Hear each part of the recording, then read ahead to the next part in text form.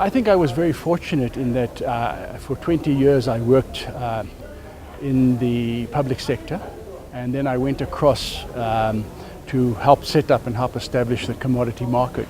And I think the benefit of that is to seeing a market grow and into what is today considered as a very successful market in Africa, a private sector led market.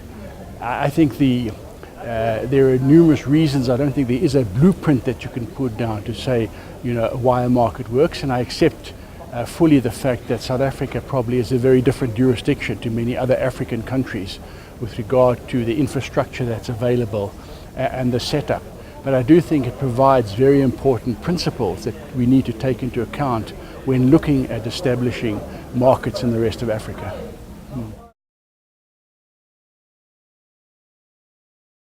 I'm a big proponent of saying that it should be private sector led. In fact, I believe the role of the government should really be a very passive role, active in the sense of enabling and providing an enabling environment for an exchange to grow and to develop. But it should be private sector led. And so we have been very fortunate in South Africa, where the government moved out of the agricultural interventionist or marketing side and stayed out.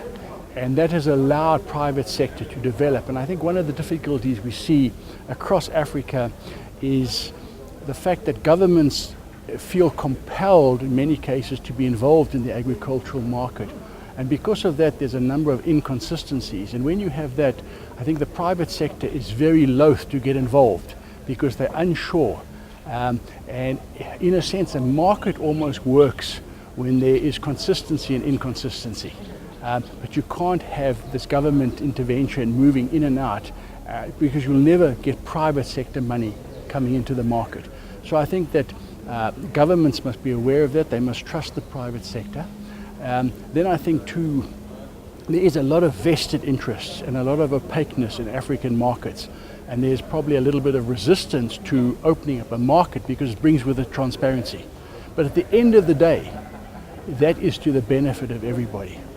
I think another difficulty is that with government involvement, not only do they want to be involved in policies, but they feel they must be involved in the development of the market. And so unfortunately, you often get in one jurisdiction conflicting views of how to move forward.